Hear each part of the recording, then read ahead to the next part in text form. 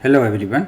मैं doctor L के तिवारी आज भारत का संविधान के ऊपर जो प्रश्न उत्तर उसका विश्लेषण सहित करने जा रहा हूँ।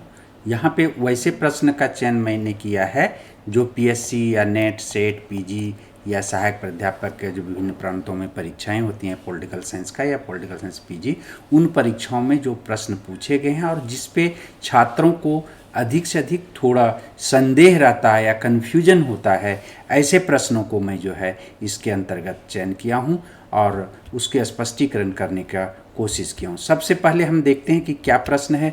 सबसे पहला है कि भारत के संविधान में राज्य को परिभाषित किया गया है। ये छत्तीसगढ़ पीएससी में इस तरह के प्रश्न पूछे गए थे, तो इस संबंध में देखें हमको विकल्प क्या क्या चीज़ विकल्प है।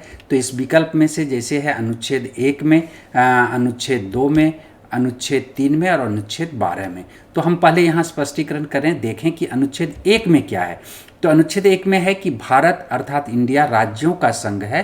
राज्य और उसके राज्य क्षेत्र वे होंगे जो पहली अनुसूची में, जो 8 अनुसूचियाँ थी शुरू में, अभी 12 अनुसूचियाँ में बताया गया है। और ऐसे अन्य क्षेत्र, अन्य राज्य क्षेत्र जो अर्जित किए जाएंगे, यानी जो भारत का बाद में जिसे अर्जित किया जा सकता है, भारत में मिलाया जा सकता है। जैसे सिक्किम हमारा पहले क्षेत्र नहीं था, उसे हमने अर्जित किया, तो ऐसे क्षेत्र जो है भी अनुसूची में जो है जो इसकी चर्चा करेंगे। दूसरा देखते हैं कि दूसरा अनुच्छेद क्या कहता है।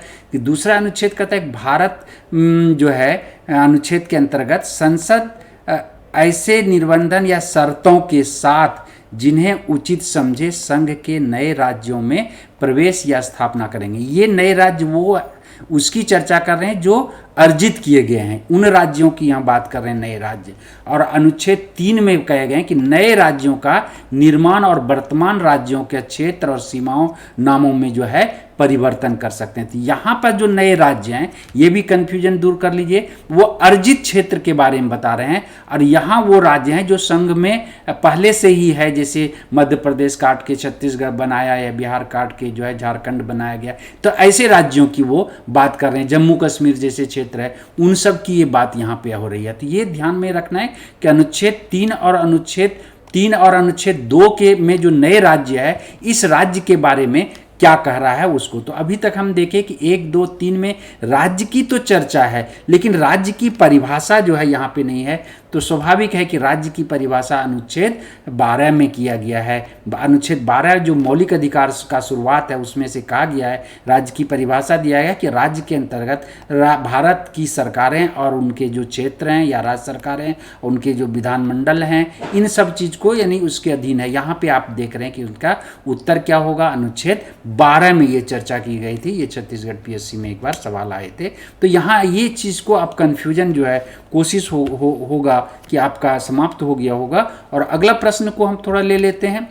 अगला प्रश्न है कि भारत के संविधान का संक्षिप्त नाम, भारत का संविधान किस अनुच्छेद में है। अपना जो संविधान है उसका कहीं न कहीं नाम है किसी अनुच्छेद में, उसको हम देखते हैं। अनुच्छेद 1 में, अनुच्छेद 12 में और उसके बाद अनुच्छेद 93 में, 393 में और अनुच्छेद 394 क में। तो हमने 1 और 2 तो देख लिया कि 1 और 2 में तो नहीं है, इसकी चर्चा नहीं है 1 और 12 में। तो अनुच्छेद जो है कहाँ है, अनुच्छेद 393 में है, उसमें है संक्षेप में नाम है इसका। इस संविधान का संक्षेप नाम क्या है, भारत का संविधान की बात किया है। और अनुच्छेद 394 क में जो है भाषा, अंग्रेजी भाषा में जो है उसका हिंदी अनुवाद करने की बात कही गई है। उसके बाद हम उसका उत्तर क्या हो गया कि उत्तर हो गया सी, अनुच्छेद 393। तो इसके बाद अगला प्रश्न हम देखते हैं कि अगला प्रश्न है कि भारत के संविधान में कितने अनुच्छेद 26 नवंबर 1950 को लागू हुआ। ये बहुत बार विभिन्न प्रतियोगी परीक्षाओं में भी पूछा गया है, तो इसमें बहुत ज़्यादा कन्फ्यूजन रहते हैं। तो देखें इसके उत्तर क्या, तो पहले विकल्प क्या क्या हैं। तो पहले है 15 अनुच्छेद और 395 अनुच्छेद, 16 अनुच्छेद, इनमें से कोई नहीं। तो इसके सही उत्तर क्या होते हैं। तो इसके सही उत्तर है कि भाग 12 में अनुच्छेद 94 में इसकी चर्चा की गई है कि इसके तहत 26 नवंबर 1950 को कुल 16 अनुच्छेद तुरंत लागू किया गया।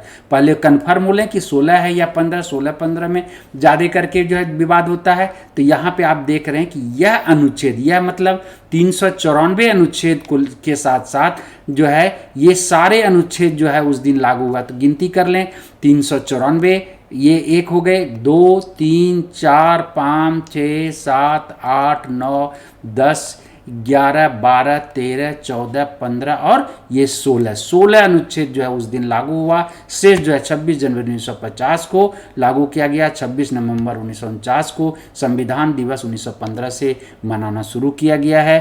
तो ये चीज़ को देखेंगे 2015 से 2015 से जो है संविधान दिवस के रूप में से मनाया जाता है।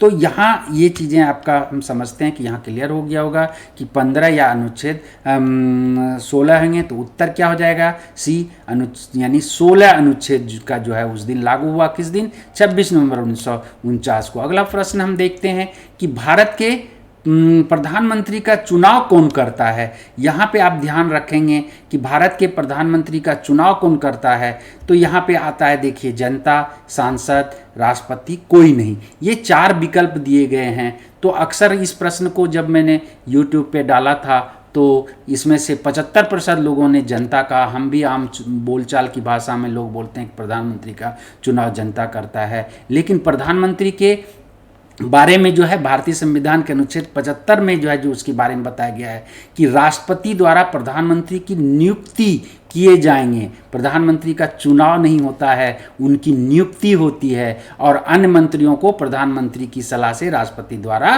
किया जाता है। और मंत्रिपरिषद राष्ट्रपति के प्रसाद पर्यंत तक बनी रहती है। यहाँ एक प्रश्न और बनता है कि प्रधानमंत्री का कार्यकाल कितना रहता है। सामान्यतः लोग 5 वर्ष समझते हैं, 5 वर्ष नहीं है, बल्कि वो राष्ट्रपति के प्रसाद पर्यंत ही बने रह सकते हैं। तो इस तरह की बातें जो है जो इसमें देखने को मिलता है, किसमें, ये वाले में। तो याद रखेंगे, आम जो भावनाएं रहती है, प्रधानमंत्री का चुनाव होता है, चुनाव नहीं होता है, उसकी नियुक्ति होती है। कोई भी मंत्री रहे, मुख्यमंत्री है, प्रधानमंत्री, अन्य मंत्री, उसके ऊपर कोई न कोई हैं जो उनको नियुक्त करते हैं। ये आम चीज़ें याद रखने की चीज़ें हैं। अगला जो है उत्तर क्या हो गया, कोई नहीं, कोई इनमें से कोई जो है उनका चुनाव नहीं करता, क्योंकि यहाँ पे चुनाव ना होकर उनकी नियुक्ति होती है। अगला प्रश्न ये है कि भारत के संविधान में मंत्रिमंडल शब्द का प्रयोग किस अनुच्छेद में किया गया था। ये भी छत्तीसगढ़ के PSC में एक बार पूछा गया था। इसमें से है कि अनुच्छेद 14, 74, 75 की बात करते हैं। और जहाँ की मंत्री परिषद की चर्चा है, ये राज्य मंत्री परिषद की यहाँ चर्चा है, ये संकटकालीन से संबंधित ये अनुच्छेद हैं। तो इसमें से कहाँ है, तो इसको भी जब मैंने पूछा तो YouTube में, तो उसमें से 75 में अधिकांश लोगों ने कहा है। आप देखें कि इसमें से 75 में नहीं है। अनुच्छेद 352(3) में जो है, यानी राष्ट्रपति जो संकट काल की घोषणा करता है, उस समय जो है बोलता है कि खंड 1 में संकट काल की उद्घोषणा की बात कही गई है। उसी में है कि उद्घोषणा या ऐसी उद्घोषणा में परिवर्तन करने वाली उद्घोषणा तब तक नहीं करेगा जब तक कि संघ के मंत्रिमंडल, अर्थात उस परिषद का जो अनुच्छेद 75 के अधीन प्रधानमंत्री और मंत्रिमंडल स्तर के अन्य मंत्रियों को मिलकर बने। इस तरह से 2 बार यहीं पर सिर्फ जो है मंत्रिमंडल शब्द का प्रयोग आया है। और 75 में जो है जो मंत्री परिषद है, ये आप 75 है पहले भी देख चुके हैं, इसमें मंत्री परिषद शब्द का आता है। तो यहाँ मंत्रिमंडल शब्द का प्रयोग सिर्फ जो है एक अनुच्छेद जो है, यानी कौन सा है, 352(3) में सिर्फ जो है 2 बार अपने संविधान में किया गया है। तो ये प्रश्न भी एक बार आया था। तो उत्तर हमारा हो गया डी, उत्तर हो गया। और अगला प्रश्न को हम लेते हैं। इसमें से भी ये भी छत्तीसगढ़ PSC में आया था, काफ़ी विवादित जैसा लगता था, लोगों को कन्फ्यूजन हो रहा था कि भारत के राष्ट्रपति की विधायकी शक्ति किस अनुच्छेद में है। हम जानते हैं कि इसमें से हम देखें अनुच्छेद 108, अनुच्छेद 110, अनुच्छेद 119 और अनुच्छेद 123, ये 4 आते हैं। तो सामान्यतः क्या होते हैं कि राष्ट्रपति की विधायकी शक्ति जो है संविधान में है कि भाग 5 के अध्याय 3 में राष्ट्रपति की विधायकी शक्ति सीधा लिखा हुआ है। अतः संविधान के अनुच्छेद किसमें 123 में जो अध्यादेश जारी करने की बात कही गई है, वही राष्ट्रपति के जो है विधायकी शक्ति है। भले ही राष्ट्रपति राज्यसभा के सदस्यों को नियुक्त करते हैं या संसद सत्र को बुलाते हैं, स्थगित करते हैं, लोकसभा के 2 सदस्यों को मनोनीत करते हैं, ये सारे काम करते हैं, विधि पर अंतिम स्वीकृति देते हैं। लेकिन संविधान में कहीं यह नहीं लिखा हुआ है कि वह राष्ट्रपति के विधायकी शक्तियां हैं। संविधान के भाग 5 अध्याय 3 में जो है ये स्पष्ट लिखा है कि राष्ट्रपति की विधायी शक्तियां ये है। तो ये किस अनुच्छेद में है? 123 में। ये सब चीज़ें बारीकी से आप ध्यान रखिए कि उत्तर क्या हो गया, ये यानी डी हो गया। इस चीज़ को ध्यान में आप रखेंगे।